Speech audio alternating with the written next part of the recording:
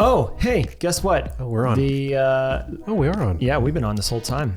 The Chiefs won the Super Bowl. It's kind of a big deal. I'm not a sports guy, and that's a big deal. And there's a parade. 50 years. Yeah, wow. When you bought a stamp 50 years ago, it was 6 cents. That tells you something. How much is it? How much are they now? Are they like 45?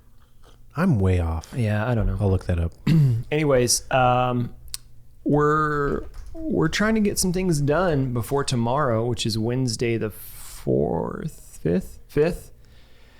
There's supposedly going to be a parade in Kansas City that if anyone paid attention to the World Series back in 15, the Royals won the World Series, and they banked on, I think, like 200,000 to 300,000 people showing up to the parade, and 800,000 people showed up. They just total gridlock. We're not prepared. People were parking on the highway. It was crazy. Right. As we said, the football people are a bit more of fanatics here in Kansas City. It's been 50 years, not 30 years. They're saying maybe twice that. Mm-hmm. Our office is 4 blocks away from the epicenter of where it's all happening. I mean, there are 2 million people in KC Metro proper. Total. So 1.6 million within a 5-mile radius. Basically, all of the metro area is showing up into a very small little spot. Yep. Yeah, our infrastructure sucks for that kind of thing. It won't be good. So we're all but it will be good. It's also going to be cold. It's going to be cold. It might snow. Do I really want to come down for that? I mean, it's once in a lifetime. You think you'd get FOMO? Oh, I would have so much FOMO. I don't know how that plays into the topic of learning. I'm sure it does. I think we're going to learn a lot about crowd management. I hope it's it was so peaceful at the baseball one. It was really cool. I hope nothing terrible happens. I hope it's a great positive event. High of 27. That's so cold. 60% chance of 27 snow. degrees Fahrenheit for those that might be thinking it'd be hot. It's not. For those of you thinking in Celsius. Like, holy. All right. Last episode, if you were paying attention, we have been diving into this concept, this idea, this space of, what do we call it? Continuous learning. Mm-hmm. Just learning. Right now, we're keeping it as high level as just learning. We've unpacked a few different ideas, and I thought I'd take just a few seconds to recap what we've covered so far. Yep. First off, learning, we believe, is the primary road path that leads to innovation, leads to survival, leads to flourishing, to job satisfaction, and a lot of other things.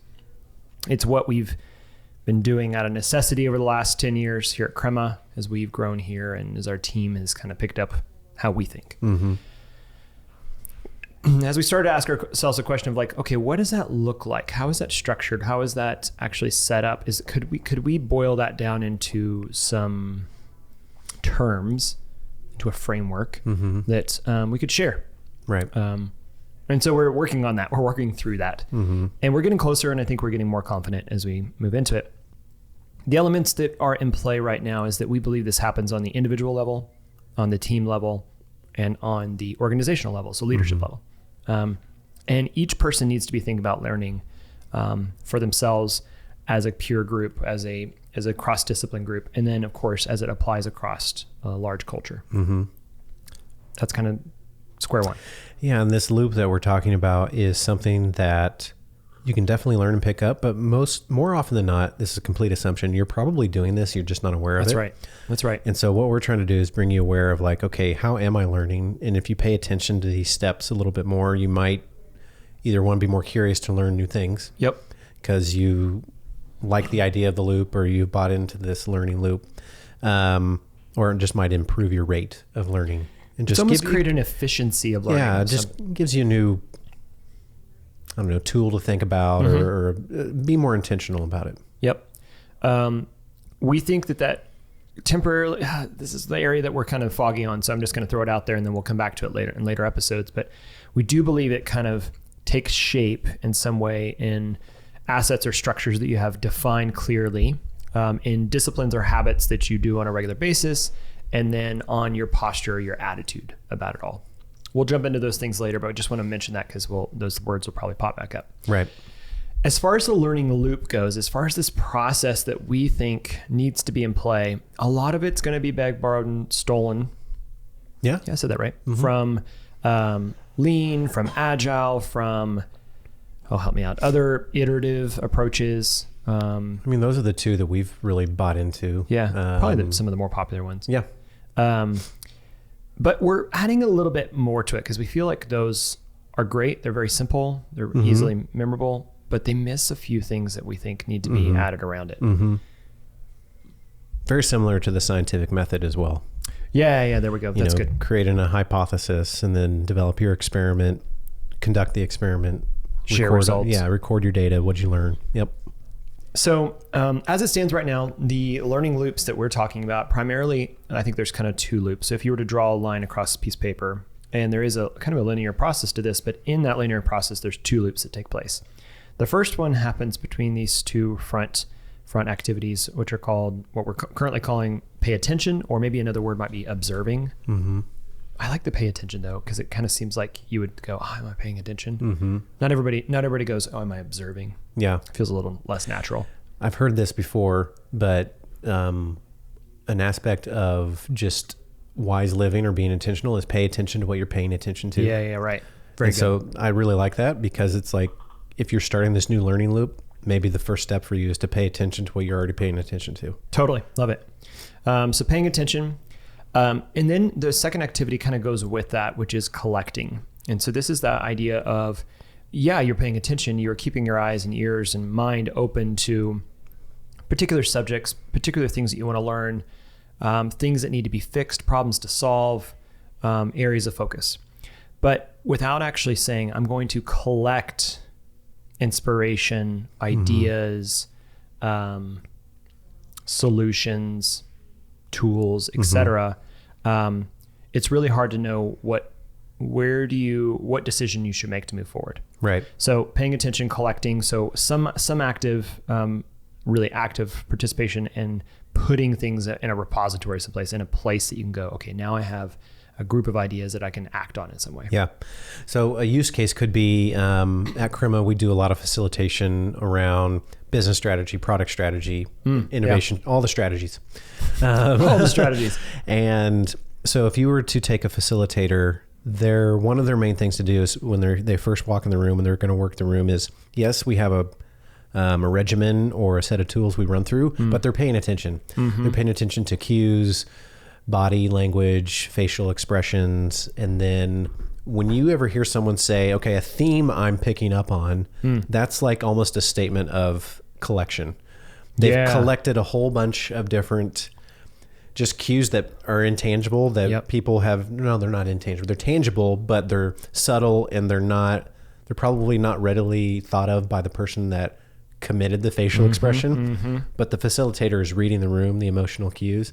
And then they might say, okay, I'm hearing this, but a theme I've picked up on, that is a collection of what they've been paying attention to. I'm excited to jump into each of these and go deeper in each one, because I think there's so many activities and experiments you can run to actually help you do those things better. I mean, card sorting is a great one in that space.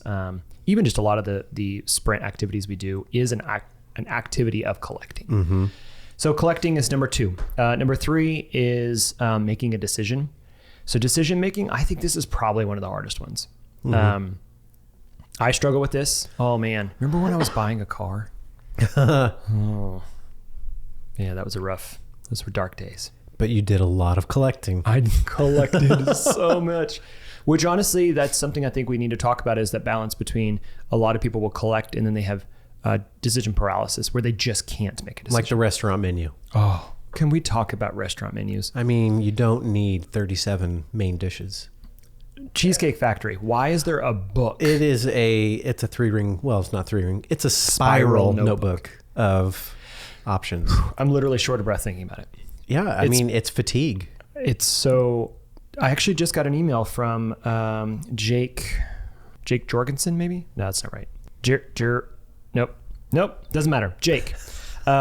The article was about decision fatigue, primarily for entrepreneurs and just the danger of it. Oh yeah. Because especially I think if you're an entrepreneur or if you're an entrepreneur, if you're someone who's trying to do innovation, there's so many decisions to be made, but there's the fear of not making the right one.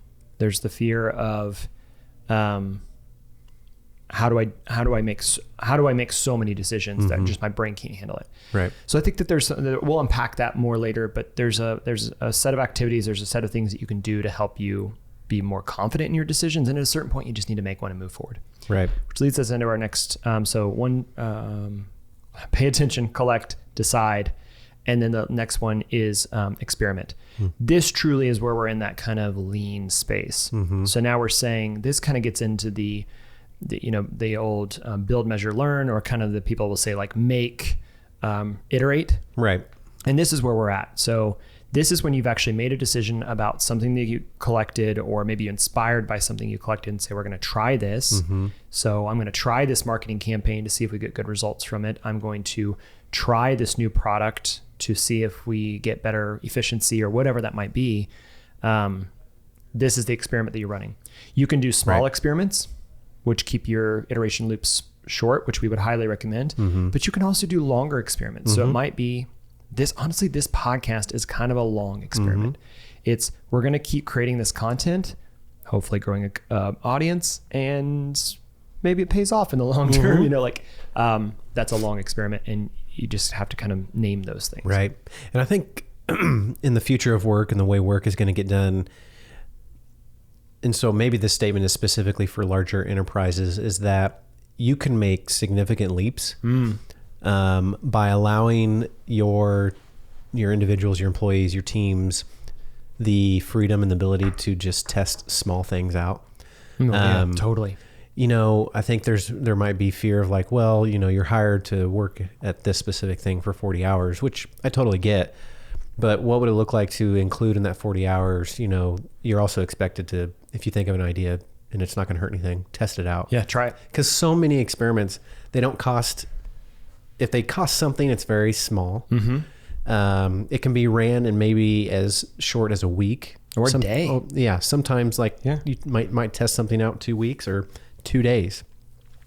But you can make so much progress in those really small experiments because you just never know. If you're wrong, and it's fine. You didn't waste anything. Yeah.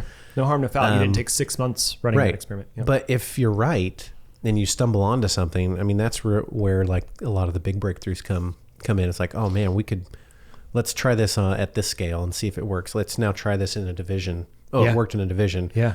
Let's take this up to the C-suite and see if we can try this out in the whole company. We see that in a lot of our clients because it's usually one team running an experiment.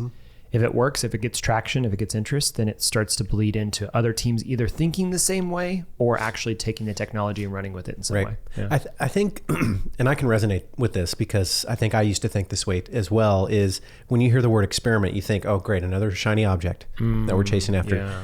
It doesn't have to be that way. And actually, this learning loop should prohibit that from happening because you're paying attention, you're collecting, and then in the decision-making phase, you're making a decision based off whatever parameters you set of we will do an experiment or we won't. So it's not a shiny object. You've actually made reasonable assumptions that can be grounded in like, there's pretty good facts around this. Now we're going to experiment with it. So if you're out there, don't create a synonym between experiment and shiny object. They're not the same. And I think founders specifically struggle with that a lot. And I struggle with that. Like that's a personality thing too, is like you say, I have a fear of missing out. So there's always the, maybe this other experiment we should run at the same time. Cause what if, and if you have the means and resources to do so, great, run a couple experiments at the same time. Most people don't. So you have to set some constraints for yourself. And it all comes from that question, what's next? Well, let's run an experiment or let's chase this shiny object. And sometimes you should chase the shiny object. Totally. But it's not the same. It's not the same. Agreed. After running the experiment, and I think where you kind of we've hinted on this already, that it's definitely based off the lean or agile principles of iterating. There is the opportunity to say, stop, now let's iterate. Or move forward. Yep. Let's refine is kind of what the language we're wanting to get to, is build a confidence that you are still headed down the right path. What we don't want to see is that somebody's drawn a line from location A to destination B, and they're really far apart. So success might be 2 years down the road, but that you just go, okay, cool. All my plans are established at the home base, and along the way, we will never pivot. We will never change course. Right. Okay, because that's really dangerous. So how do you build a discipline or a routine in place that forces you to take inventory, iterate, refine, move towards your final destination? That sounds like move towards your death. Remember those movies, Final Destination movies? Oh, yeah. Terrible. What you said reminded me of a quote. Well, I think it's attributed to Eisenhower, but it basically, planning is indispensable, but in the heat of battle, basically plans are useless. Yeah. So the idea is that the wisdom comes in the planning at point A that we just talked about. But you got to be willing that in the actual battle, quote unquote, of getting to point B, you have to be willing to throw out the plans, because you've got to be, think of an actual sometimes battle. You're building the plan on the way down, and that's okay. Yeah. Yeah. The planning itself gets you prepared, gets you in the mindset, but you got to be willing to throw the plans out if you need to pivot or change course. Yeah. That's really uncomfortable for a lot of people. Yeah. We'll dig into that more in future episodes, but that can be really, really uncomfortable for people. And then finally, once you have something that's clicked in, either for the positive or for learning that you should not go that direction, right? Share it. Absolutely. Teach it. Do not hold that knowledge to yourself, either to your peers. So if you're doing this on an individual level, so a good example is I'm going to try getting up at 4 a.m. every day and meditating and working out and blah, blah, blah, because those are the successful people do. It's not what I do, people. I'm just saying. It's so early. It's so early. You'd have to go to bed at 7. And there's just there's just so many things to do. My kids don't go to bed until almost 9. I know. I want some me time. Anyways, where were we? Getting up at 4. Okay, yeah. So you might have an individual practice that you want to say, hey, this individual practice either works or it doesn't work, and I'm going to share that with you, so that it maybe impacts your life, and you don't have to either make the same mistakes, or you can take advantage of this opportunity that I've had in my life, or in my practice, or in my disciplines, or in my work, or whatever that is. So that's why we, it's one of the reasons we have craft teams, which are these, peer teams that they get a chance as individuals to get together as a team and share what's working, teaching each other how to do their individual work better. So that's kind of can happen at the individual level. It can happen at the team level. So that's a cross-discipline team. So how can the team share better ways of working, better ways of communicating, better ways of setting priorities and making decisions? Right. And then how does that permeate into other teams, which really is where it starts to bubble up to the organization. Yep. So both sharing wins and losses. Yep. Because what we found is that even if you validate that it's, you spend time and money to validate that you were wrong, you still probably saved yourself a lot of time and money. Oh, yeah. Because, people will start projects, 6 month, 12 month, 18 month projects, spend a ton of money to find out they're wrong. Well, wouldn't you rather find out in like a 2-day or 1 week experiment? Yep. Spent maybe a few $1,000s. Yep. To validate that you were wrong. Okay, great. I would. Instead of millions. Yeah. Really. Absolutely. And there's again, it comes back to your risk tolerance, your threshold for investing, and sometimes having grit. I get it. There are companies, there are teams, there are individuals that have won because they kept going when it actually didn't make sense. And then they came out on top because of the discipline or for the grit. There's a space for that. Yep. We're not discounting that. But we want to be thinking about how that moves all the way through to actually sharing and teaching someone else. We mentioned it only in passing at the end of that last episode, but really, how do you think about the sharing and teaching as actually a way for you to continue to learn? It's like this podcast is a great example. We're sharing our thoughts. We're kind of teaching you how to maybe think about this, but even as we're doing that, we're refining our confidence and maybe what we believe and what we think.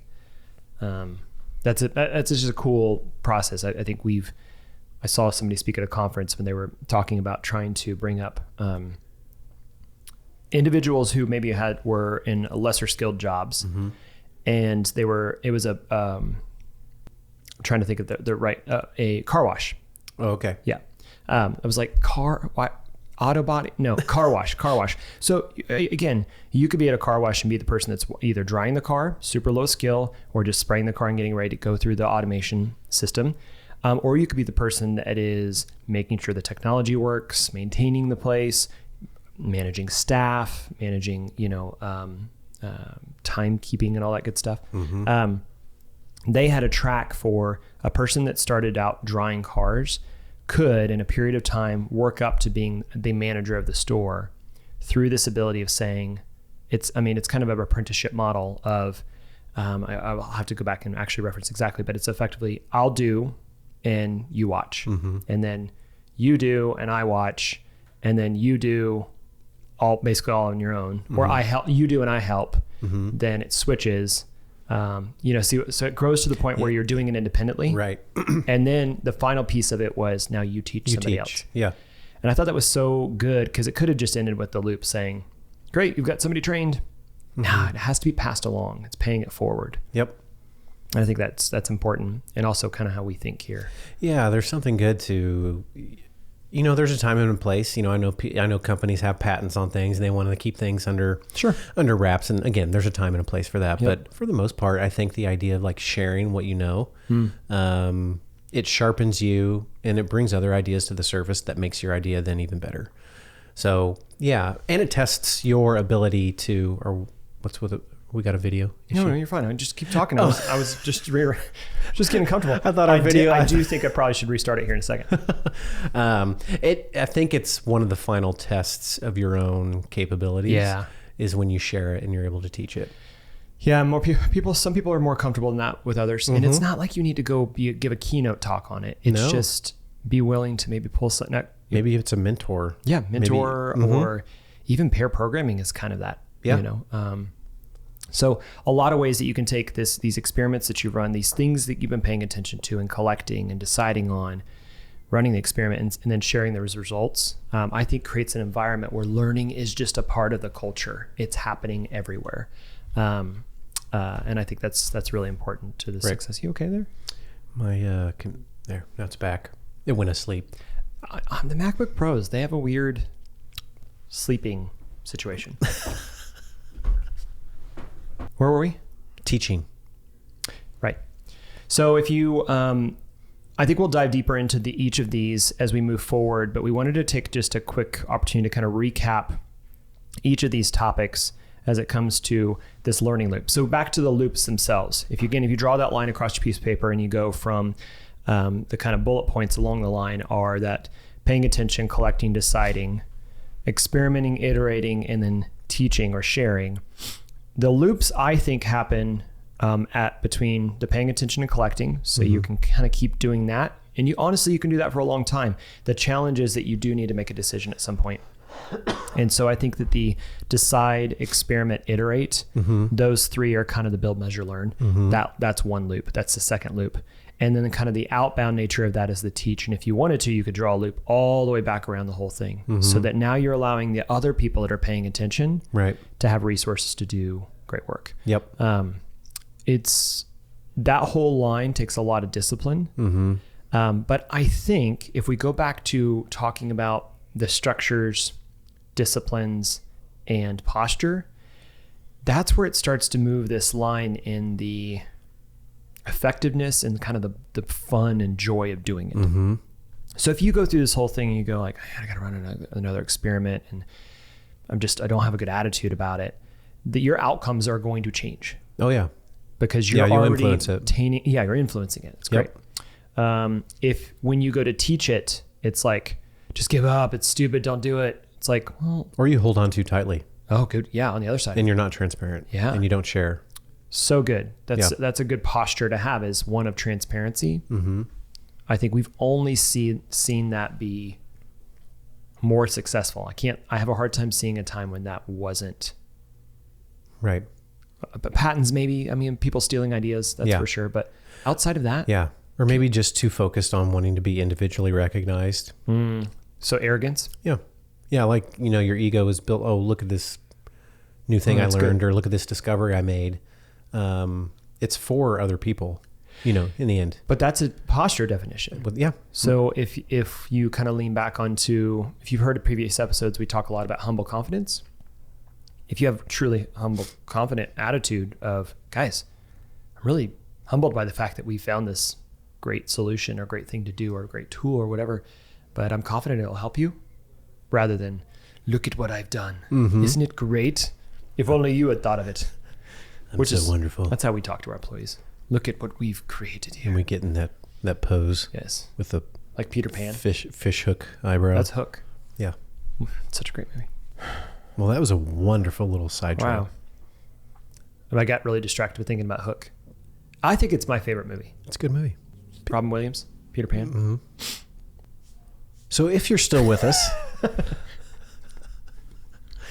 the learning loop. Loops of learning. So what I think this episode was really more to recap. What I want to do going into our next episodes is I think we're going to take some time to jump into each of these areas, go deeper. So how do you pay attention? What are some ways, some activities, maybe some tools that would help you to pay attention? Maybe even some mental exercises. I think paying attention, like you said, it's paying attention to what you're paying attention to. That's something I have to intentionally do. I was walking back actually, and we'll actually save this more for our next episode on practices, but I was walking back from grabbing some lunch, and I remember thinking, I've got like 15 things I need to be working on right now. And I literally was saying outside, just focus on what's next. Just focus on the fact that you're getting ready to record a podcast when you get back to the office. And just taking a deep breath, opening my eyes. It was very cold, so my eyes were cold. I was just trying to focus. They got a little watery. But just being, I guess someone might say being present, keeping your mind clear. Yep. So that you can pay attention better. That's a really difficult thing. Yep. We're not trained really well specifically in the West on how to do that. So as we dive into these aspects of the learning loop, we'll probably talk about, as George mentioned, tools, but also there might be things you need to do as an individual on the soft skill side. As we talk about postures, are there different mindsets you can employ on your own as you present yourself to your company as a professional? What kind of posture do you want to have as you're paying attention and as you're collecting? So again, we can get as nitty gritty as you want on tools and systems and processes and nerd out on those all day long. We've got lots of nerding out that could happen there. But at the end of the day, I mean, those processes are worked on, created, and executed by people that, again, bring whatever behavior, whatever mindset to the job. As we jump into that, let me ask you a question, kind of be transparent to the process.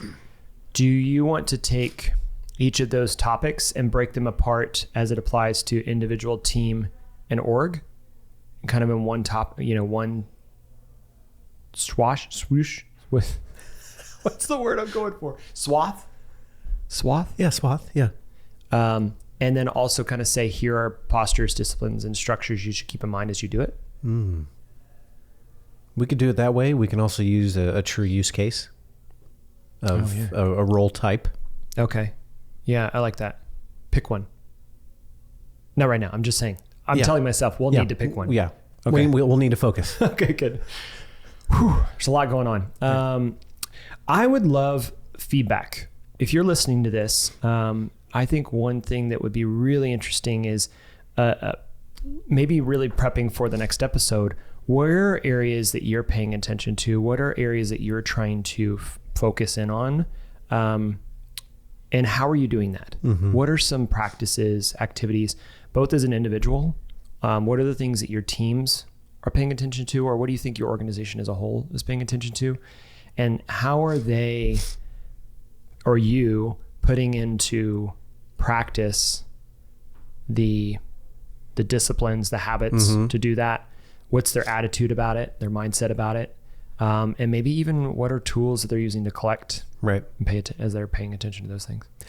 And if you are a coach or an educator, a facilitator, business coach, and you think we're missing something, or you just think we're flat out crazy, well, yeah, please let us know. Yeah, we'd love to hear your feedback as well. We're learning. What are things that you are using as you are working with whomever to help them learn, to give them guidance, to coach them to one level of performance to the next performance. There's so many different parallels, and it could be in different industries. It could be in sports, it could be in music, business. I mean, there's so many different avenues of learning and teaching.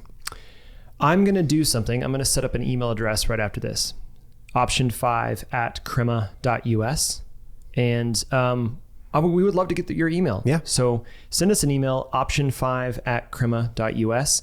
And we'd love to hear your thoughts on those questions, and it will inform how we think about the next episodes. And maybe we could even do some guest interviews maybe at some point around those topics. So as always, thank you so much for listening. This has been a short episode, but I think we're going to wrap it and get on to maybe thinking about diving deep into each of those. If you haven't already, subscribe to this podcast, share it with your friends, your coworkers, and maybe your bosses. Tell them about this team that's really talking about continuous learning and education and how to maybe run better teams, better organizations for that matter. Right. And then if you can, leave us a 5-star review on iTunes. Please. Man, it helps a lot. It does. We do this for free. Yeah. We're not even doing like a Peloton. What's the word? What's the service? Peloton's the bike thing. It is the bike thing. Patreon. Oh my gosh. Yes. Sorry, Patreon. I like what they're doing. We're not doing a Patreon. We're not asking for money. We're not really even doing sponsorships yet. But we just want your love. We just want your love. And your love comes through 5-star reviews. It does. Yes. So please give us that. And I guess we'll see you next Monday. Cheers. Cheers to you, Dan. Go. Well, they already did it. The Chiefs already did it. Yep. We'll see them tomorrow. Yeah. We'll see you. Hey, if you're in Kansas City. Yep. We'll see you in the crowds. It'll be fun. All right. No, you should. We should have coffee. We can. We're done. Hey, my name is Scotty. I'm a senior application developer primarily focused on mobile projects at Crema. I enjoy working at Crema because of the incredible culture that we have here. It's amazing. Option 5 is a podcast by Crema, a digital product agency that creates web and mobile apps for disruptive companies and industry leaders. We believe that design, technology, and culture can help create a world where individuals and companies thrive. Learn more at crema.us.